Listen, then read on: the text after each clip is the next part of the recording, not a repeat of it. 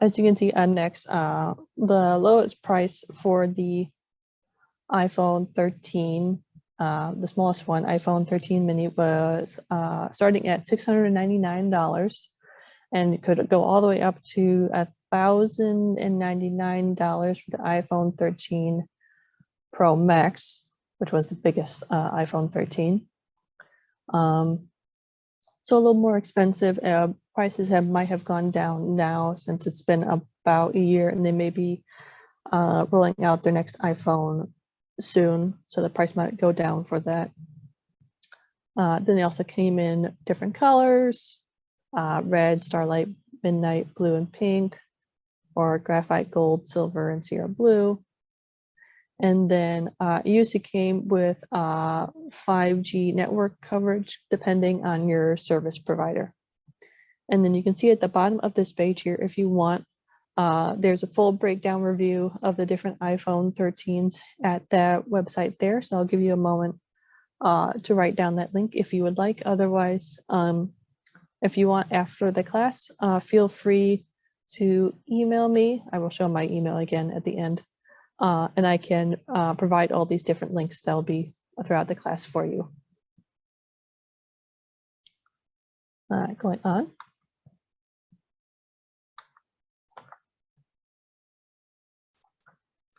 There we go. Going on to iOS 15, just a little breakdown of what iOS 15 included. Again, it was also released in September of 2021 with the iPhone 13.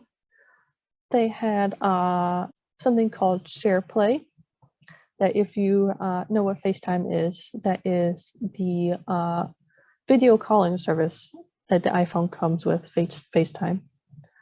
So you can call your contacts, but you'll be able to see them through video.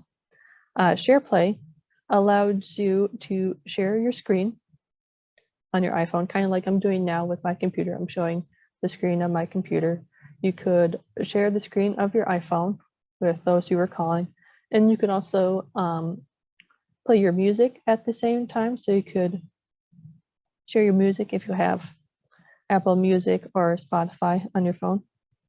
You could play music over your call, or you can even watch videos together. So if you have videos on your phone, you can watch the videos together through FaceTime, or if there's a video online that you would like to share with someone, you could watch the video together on FaceTime.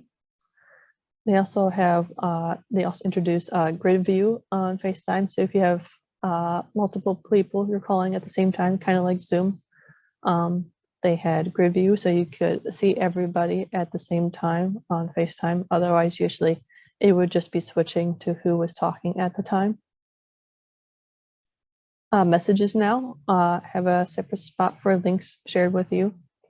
So instead of having to scroll through all your different texts to find that one article someone sent you a month ago, there was now a separate spot in messages where you could see the links that had been shared with you by that one person, or also a photo, so you don't have to scroll through all the messages.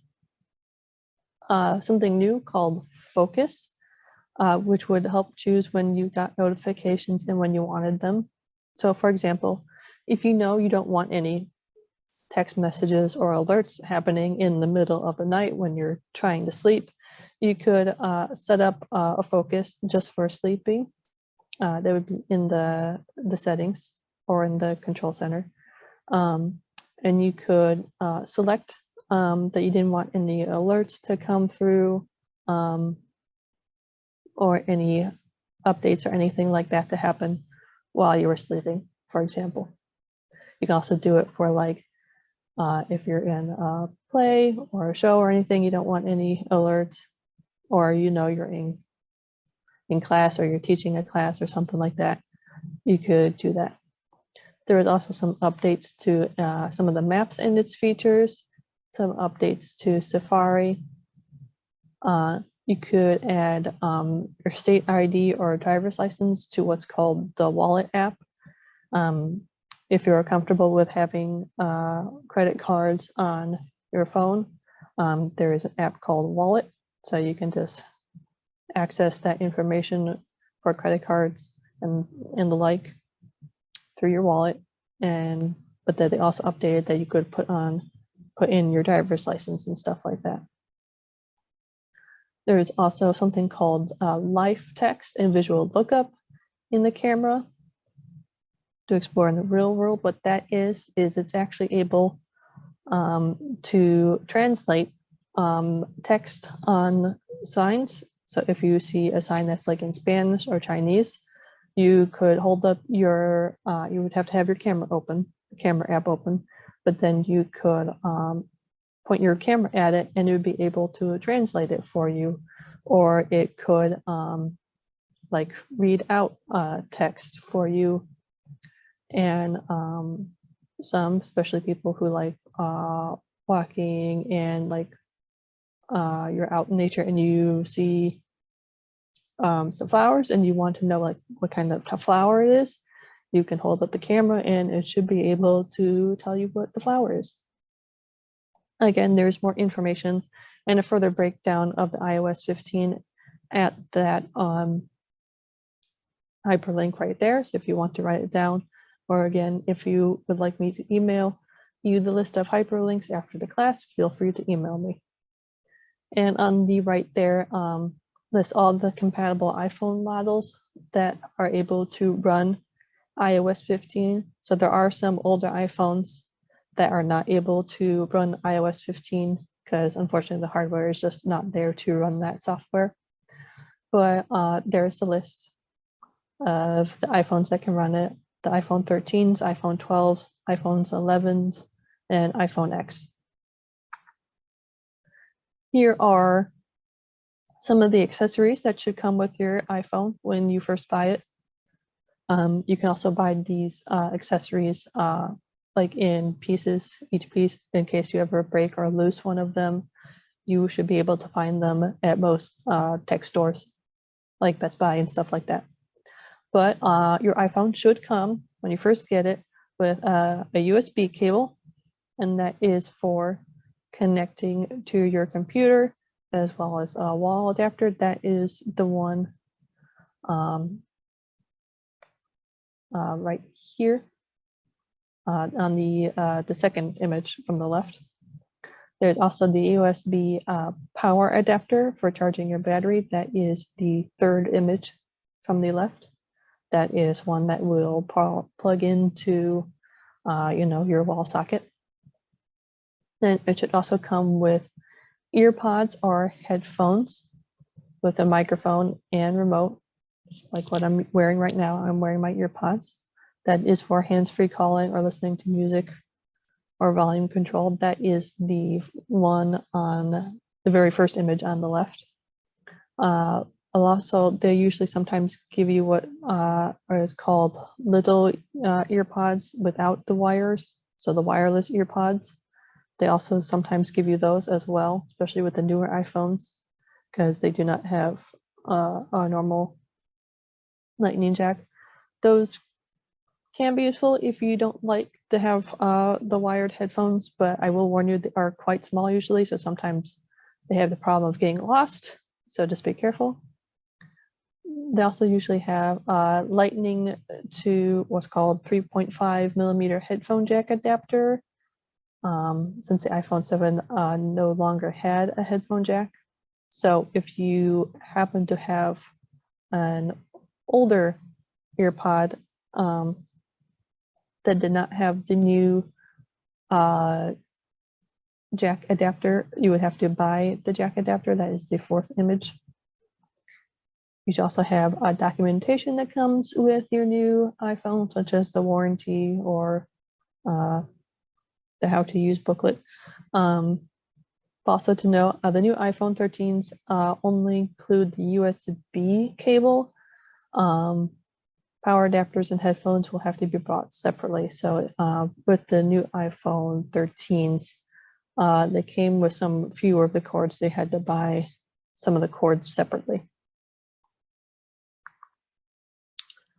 And so getting started, when you get your very first new iPhone, especially if you do not have a excuse me, if you have not had a previous iPhone, you will have to set up an Apple ID. If you have had this, if this is like your second or third iPhone or something like that, you will have an Apple ID. And so there'll be a way to transfer that to your new iPhone. I will get into that. An Apple ID is a username and password, and you will use that as a gateway to the other Apple services, and also how to sign up online. So you will create a username and password when you first get your iPhone. And it is, but like what you'll use to buy apps and stuff like that. When you buy apps, it'll ask for your password, and it'll make sure that you're using your correct username and stuff like that. Then you also go through choosing a few settings, such as preferred language. I might set up your Wi-Fi network if you're setting up from home, or you can also do some of those steps later if you're not near a Wi-Fi. The iPhone comes built in with several of the apps, such as Safari, phone, contacts, settings. So it'll come preloaded with some apps, but then you'll be able to choose more apps when you're getting it set up. So I have a little link here to a video about setting up your iPhone. I'm going to click on it. You should be able to hear the audio when it goes, but let me know if you're not hearing anything.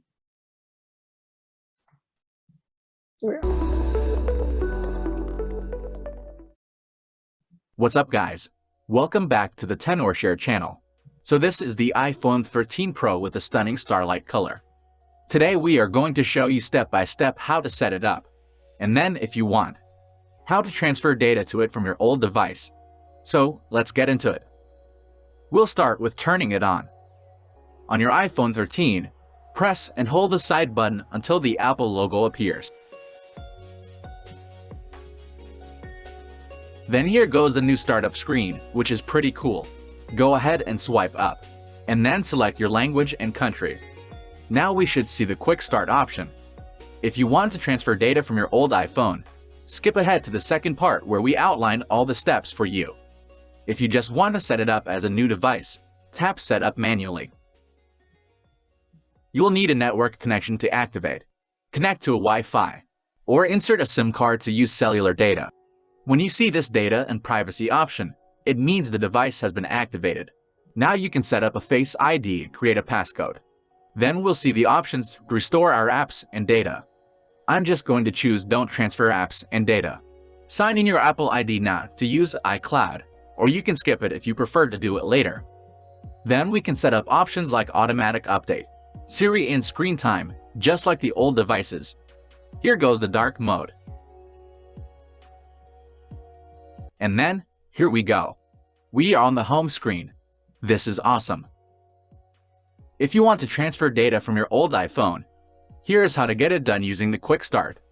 Place your old device near your iPhone 13. Turn the screen off and on to invoke the Quick Start. Tap Continue. And then scan the image on your new iPhone. Now continue with a few setups till you get to the data transfer screen. Tap the Continue button to start transferring. Enter your Apple ID password when prompted. Set up your payment and Siri, and then the transfer will begin. How long it would take depends on how big a backup you have on the old device. Well done. Seconds later, we'll see the lock screen. So there it is. All our data and settings have been moved to the new iPhone. That's all for today's video. Thank you so much for watching. Have a nice... All right, so that was a quick little video about how to set up your iPhone, whether you're setting up a new iPhone or transferring old data. And I'll let you know, I did it when I have an iPhone 13, and I did it at a Best Buy, and they were able to help me walk through transferring the old data. It did take a little bit just because I had a lot of info on my old phone, but they will help you walk through it and will help you make sure it's set up correctly. Going on to control gestures. So control gestures have changed a little bit from iPhone to iPhone, but most of the main ones are pretty similar. When you want to click on something on your iPhone, whether it's an app or a link or something like that, just tap it. Tap it once. This is also usually used to wake up the iPhone. Just tap the screen and the iPhone will wake up if it's on. Drag up to scroll down a page. Drag down to scroll up a page. Left and right on the screen to flip through pages and the like. On the newer iPhones, you swipe up from the very bottom of the screen to return from home if you're in an app. You can double tap on the screen to zoom in and out. You can pinch to zoom in or pinch out to zoom out. You can see I have a link there to a Macworld article where it has a further breakdown of some iPhone gestures. So again, you can write that down real quick, or I can send it as an email if you would prefer. I do have, again, another video to break down some more control gestures for you. Give me one moment.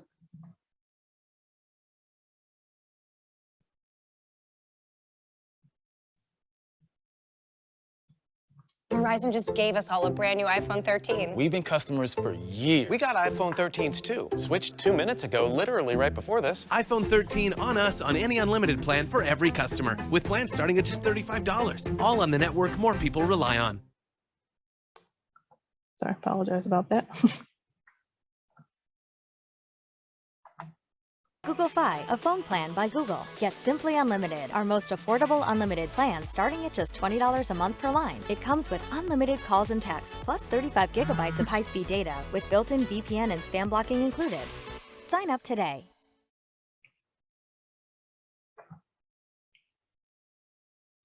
What's good, YouTube? Today we'll be looking at how to navigate and using all the swipe gestures on your brand new iPhone 13. If you like this kind of content, don't forget to subscribe, leave a message down below, and thanks for watching. So right off the lock screen, you can use either the swipe up gesture to access your passcode, or use Face Unlock if you have Face Unlock set up. To the right and to the left of the bottom of the screen are your camera and flashlight controls respectively.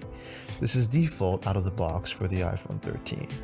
What you want to do is hold down to the right of the camera button to activate your camera, and then similarly hold the flashlight button down to activate your flashlight. So now let's unlock the iPhone and go for the gestures from there. If you're already in an app, what you want to do to get back to the home screen is swipe up from the bottom of your screen. This is one of the most basic functions and was originally Apple's replacement for not having a home button. What you might not know is that if you swipe left or right at the same position at the bottom of the screen, you can actually quickly swipe between apps. This is of course useful for multitasking. To access your app tray, what you want to do is swipe up and hold from the bottom of the screen. Here you'll get presented with all of the app cards that you have open at a given time, and you can scroll between them by swiping left and right on each of the individual cards. To close one of these apps, what you want to do is swipe the card up quickly, and you'll see that you can close the app from the app tray. You'll probably notice that you can select more than one app to close at one time by using multiple fingers and multi-touch on your individual app cards. Back to the home screen here. If you swipe left from the top of the screen, swiping down, you get to access your notifications. And similarly, if you swipe right, you get to access your control center. Here's an overview of some of the basic functions of Control Center. At the top left, you can access airplane mode, turn on your cellular signal, Wi-Fi, and also Bluetooth. Below that, you can set your screen lock. And below that, you can set screen mirroring, your flashlight, a timer, your calculator, get to the Photos app, and of course make a note. And of course you have your brightness and volume sliders. What you might not know is actually if you hold down on each of these individual functions in the control center, you have access to a few more options. For example, if you hold down on the brightness slider, you'll have access to dark mode, night shift, and true tone. If you hold down on your Wi-Fi or Bluetooth, you'll of course have access to your accessible devices. And one of my favorites, if you hold down on the flashlight, you actually get access to how bright your flashlight is. Going back to the home screen, if you swipe left all the way to the home screen, you get to access your widgets tab. And of course, if you swipe all the way right on your home screen, you get access to your app library. On any of the app trays in your home screen, if you hold down on an empty space, here you can begin to edit the layout and the apps available on that page in the home screen. At the top left, you can add plus to add an app. At the top right, you can add done. On each of the individual apps, you have a minus button to remove the apps from the home screen. If you hold down on a given app, you have access to some of the quick options for that app. After long pressing on a given app or a given home screen page, you can hold down and drag an app to move them around on the home screen. You can also move an app over another app already on your home screen to create a folder for those two apps. And of course, you can move apps into folders that you've already created by dragging them over to the folder as well. Going back to the home screen, you can enable reachability mode by simply swiping down towards the bottom of the screen. This brings your app or all the content of the screen down so you can reach it more easily using one hand. So there you have it, everyone, an overview of the swipe gestures available for your brand new iPhone 13. If you like this kind of content, leave a... All right, there we are.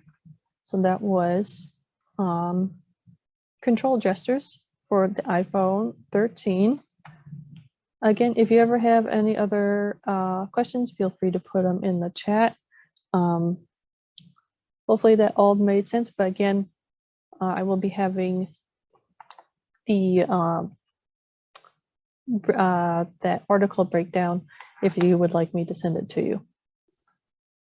So I'm going to go into a little bit of, again, the home screen and the control center. The home screen, as he was saying, is where all the apps are displayed. This is also where you can see the time, battery, cell signal, Wi-Fi signal, etc. You can see at the top of this image here, there is what is 5 dots and then the 3 curved lines. That's one way they will look. The 5 dots are the cell signal strength. Sometimes it's also shown as bars, but you have an option to set how it appears. And the bars is usually, again, how strong the cell signal is, whether you'll be able to make a call, if the call will connect well or not. The 3 curved lines are how strong the Wi-Fi signal is that you're connected to. Usually then there's also the time that may be in the center, depending on the iPhone you have. On iPhone 13, it's actually off to the left. And then there's also the battery icon, how much battery life your cell has. It will either be an image or you can have image and number, like percentage number, how much is left. There's also usually any other extra icons that might show up, whether you have do not disturb on, whether you're connected. If you're not connected actually to a Wi-Fi, then your phone might say like 5G or 4G or something like that. That means then you're using your cellular data to access apps. And then also control center. Again, on the iPhone 13, it's when you swipe down from the right side of the phone. Older iPhones, it was usually, I believe, from the bottom. Control center is quick access to frequently used settings, such as, again, your flashlight, or that's where you can usually turn on do not disturb real quick. If you need to switch your iPhone to airplane mode, usually when you're on an airplane, so you're not using any Wi-Fi or anything like that on the airplane. That's also where usually you can access quickly your camera or calculator, things like that. So yes, on older iPhones, yeah, you swipe up from the bottom of the home screen. On iPhone 13, it is when you swipe down from the left. Power. Newer phones, they are usually automatically wake up when picked up. They have kind of like a motion sensors when you wake it up, or otherwise tap the screen, or you tap the sleep wake button, or the power button, the large power button on the right side of the iPhone. iPhone 6 and older, you would have to touch the home button to wake it up. Then the lock screen would appear, and then you would either use your passcode, Touch ID, if you had an iPhone 5S or newer, or on the more recent iPhones, you can also set up Face ID. So then you would just hold up the phone to your face, it would recognize your face and unlock it that way. To completely turn off newer phones, you have to press and hold the sleep wake button and the side volume button for a few seconds until the option to power off would appear. So I'm going to show you actually on my iPhone 13, because I believe iPhone, at least iPhone 10 earlier, it was just the power button, and then you'd be able to do it that way. But on the newer ones, you have to press and hold the large sleep wake and then one of the volume buttons, press them at the same time until the option appears like this, and you would just slide it off. If you do not want to turn it off, just hit cancel. To turn the iPhone on from when it's powered down, just press and hold the sleep wake button until the Apple logo appears, and then it usually takes a couple minutes for it to turn it on. The iPhone 13 one, it usually turns on actually within 30 seconds and less, so it's actually quite fast. To sync or charge your iPhone, because once it reaches 0, unfortunately, it will not turn on again. You would just need to connect the iPhone using the included USB cable, either to your computer, if you have a computer, or you will use the power adapter and the USB cable. Just plug it into a wall, plug the cable into your iPhone, and then it should indicate that it's charging with a little lightning bolt symbol that is charging. All right, we still got some time. And again, if you have any questions, feel free to put them into the chat. Otherwise, we'll have a little bit of time at the end to go into questions. But I will give a quick rundown of settings. This is where you would find any software updates for your phone, any display settings. This is also where you can change passwords. You can put up email settings, notification settings, and more. So when you first go into your settings, it looks like a whole lot, I know.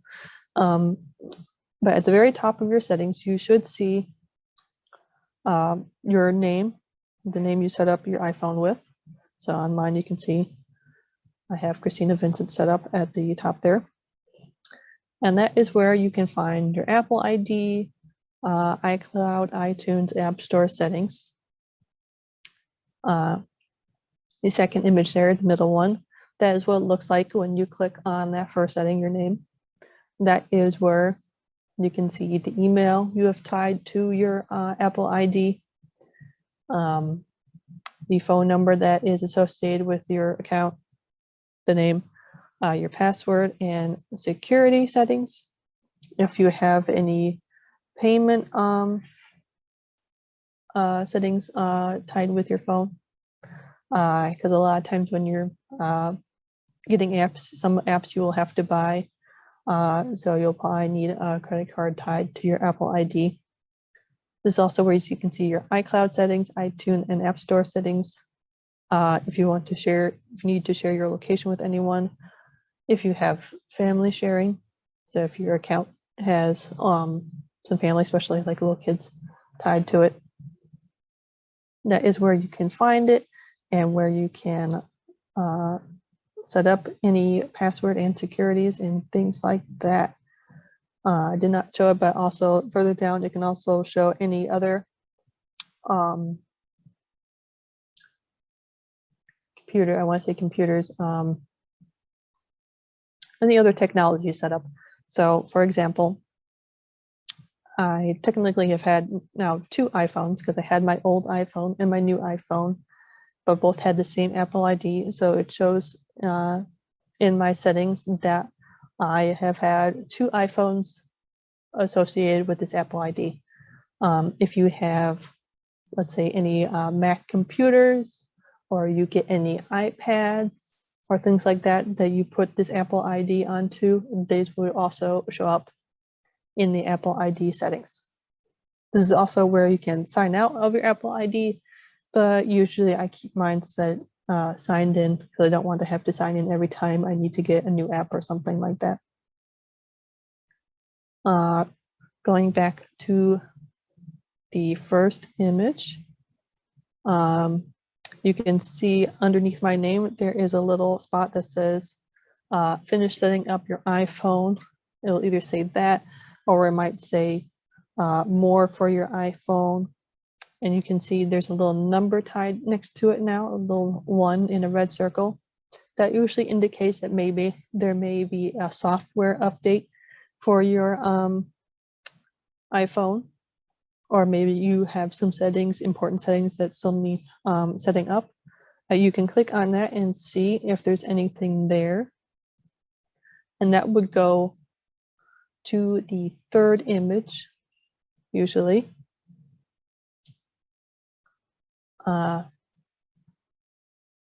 And you can see if you have more updates or something like that for your phone. Going to the next, here we can see more. This is what the general settings look like. So you click on general, and this is, you can see a software update.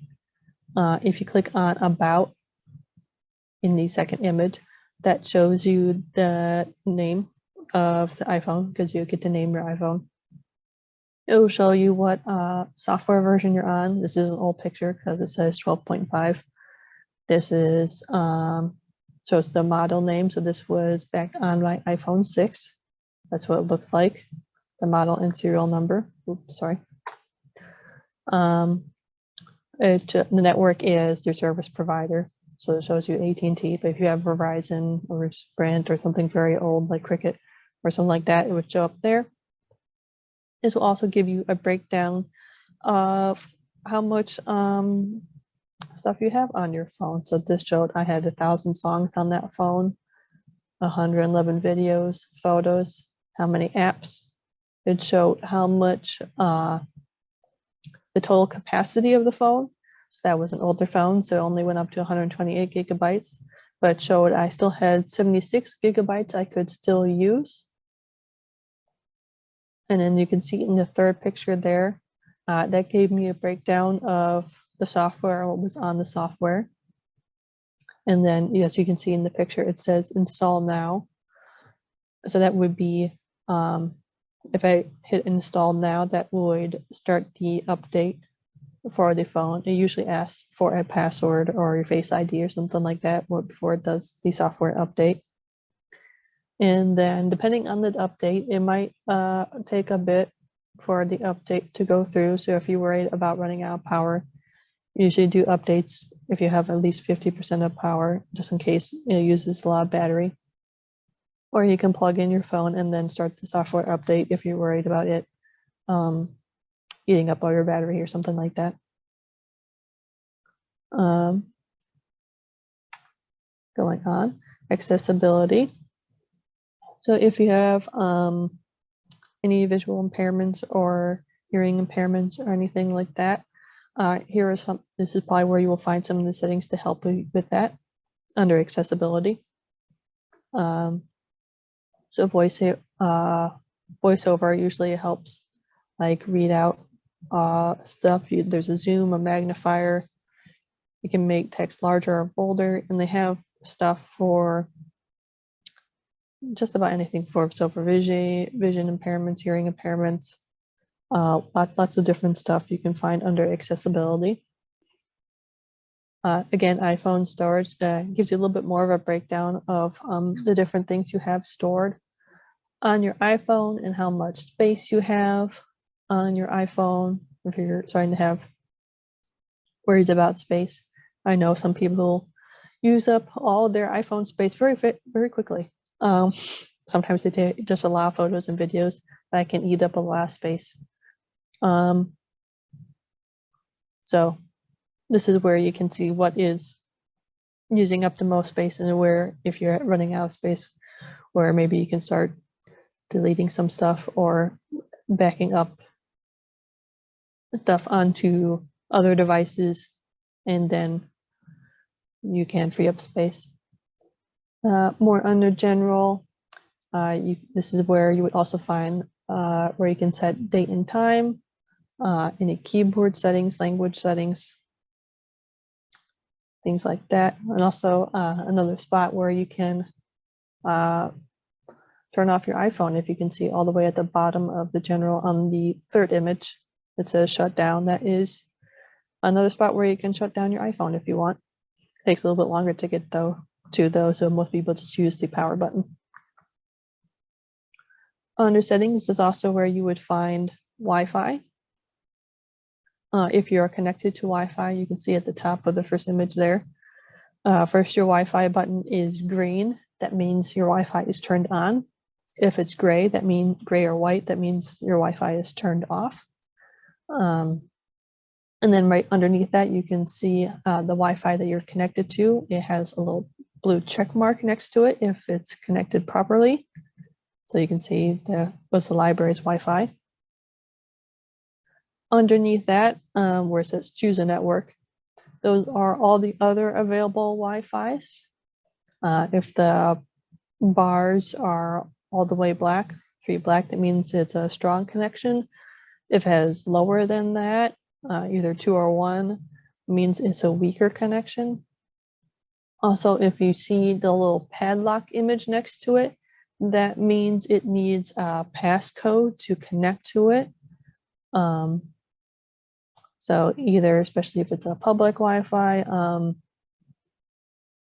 hopefully they will, so if you have an establishment that has a public Wi-Fi but needs a password, hopefully they have a password written somewhere for you to connect to it. Otherwise, it's probably other homes you could possibly be seeing, and you would not be able to connect to it without the passcode. Next to that, the second image, the Touch ID and passcode, that is for unlocking your phone and or if you need passcodes for iTunes and App Store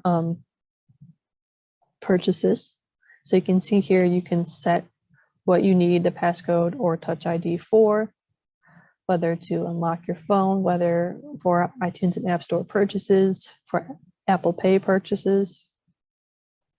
If you need password autofill, so you can set, if you don't want to remember your passcode for your email every time, you can set it that if you just put in your passcode, it will remember your email passcode on your phone. And then to set up Touch ID and or Face ID, this is also where you would set it up. So for this, it has fingerprints for Touch ID, for Face ID, you will need to like scan your face. This is where you would do it. Also under settings, we have notification settings. This is for the different apps and or text messages, other messages, updates. Excuse me. This is where you would set up notifications for that. You can do it either by each app or you can have it just generally set up.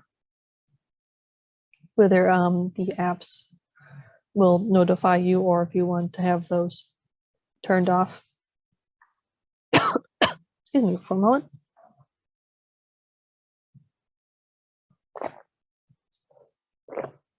Oh, sorry about that. Also in the App Store, you can have notifications set up. You can have them just completely turned off or you can turn them on. There is also privacy settings.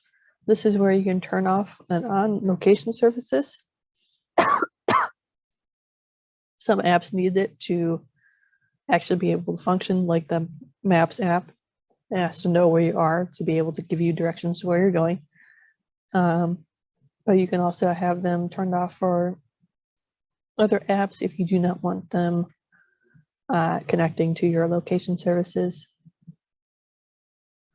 And also under iTunes and app stores, you can set up automatic updates for the apps because some apps will need updates. Sorry about that.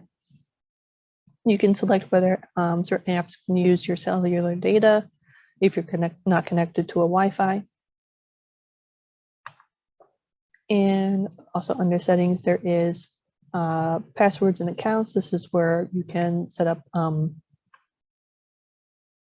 passwords, whether you want autofill passwords to be on or off. I usually have it off.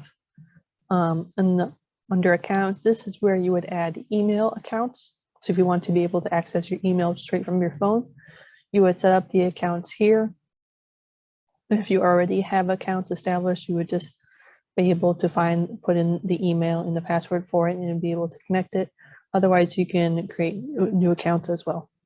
Sorry about that. All right, we only got a few more minutes left. So right now, if there is anything I haven't gone over, or if you need a refresher on anything, you felt maybe you didn't understand something, now is the time to put it in the chat and we can go over it real quick again. I'm also going to pull up again. Let me go back to the beginning so I can have my email. There is my email, christinav@phlibrary.org. If you would like the links to the articles or the videos I showed today, let me know. Give me email sometime today and I can send along the links for you guys. I'm going to leave the chat open. Oh, there's a chat. Let me see. Oh, how do you alert? So if you have an emergency, the question here is, how do you alert to 911? If you're unable to make a call on the newer iPhones, especially with the newer iOS, when you saw when I held the sleep wake button and the volume button, when the option to turn off, there was also the emergency SOS medical ID. You can click on one of those and that will immediately send out an emergency call. You can do that there. So that was a great question. And so one way that is also automatically set up on the newer iPhones. So you don't have to worry about setting up that. That is a feature that is immediately on the iPhones. So again, you would hold the power button and usually it's the top volume button for about like 3 seconds from Mississippi to Mississippi. And that pulls that up. You can just click, slide on that. That is an emergency feature on the iPhones.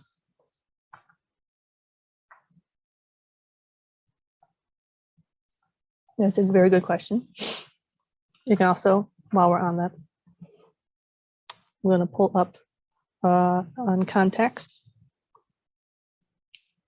You'll be able to go to contacts on the green, hopefully you can see this, the green phone. Click on that, click on contacts, should be right in the middle. And it pulls up all your contacts. And when you're making a contact, or you can edit your contact, there is an option to add one of those contacts, excuse me, to your emergency list. Excuse me. So let's say this person here, you scroll down on their contact information page, and there should be an option to add to emergency contacts. So that then puts this little red star next to them. And so if emergency personnel has your phone, they are able to see your emergency contact list right away. So they know who to contact if you are in an emergency. Like if you're in the hospital and they need to notify, they have an option to notify. Any other questions? Feel free to put them in the chat. We still got about, I would say 2 more minutes. So to get your question in. Otherwise, thank you all so much for coming. I know I unfortunately did not get to quite everything. I got to most everything. And always feel free, if you have questions about your phones or about any technology in general, always feel free to call in to the public services desk, and we'll be able to help you with any tech questions you have. You can also come in and reserve our computers, and we can help you while you're in the library. You're welcome. Again, I have, I believe, how many did I have? I had at least, I think I had at least 3 different articles and then 2 videos. So if you want to see the videos again on your own time, I can send you the video links. Again, feel free to email me at that email there, christinav@phlibrary.org. And we do have, I will pull up 2 more classes coming up at the end of this month. We have Windows 11 Basics. That is the most recent Windows software, Windows 11. That will be Monday, June 27th at 2 p.m. That is also a virtual program like this one. And on June 30th at 6:30 p.m., that is a Thursday, we have the new online library catalog. As some of you may have noticed, the library catalog changed over to a new layout. So we'll be having a class on that, how to use the new library catalog. You are welcome as well. If that seems like that's it on questions, I still will leave the chat open for maybe another minute or so, but I believe that is everything. So thank you all so much for coming to iPhone Basics. Hopefully you all learned something new today. Every once in a while I do an iPhone intermediate class where we go into detail about the App Store and how to navigate it. But thank you all for coming. And again, if you want the links, just shoot me an email at christinav@phlibrary.org anytime today, and I will send along the links. Thank you all so much.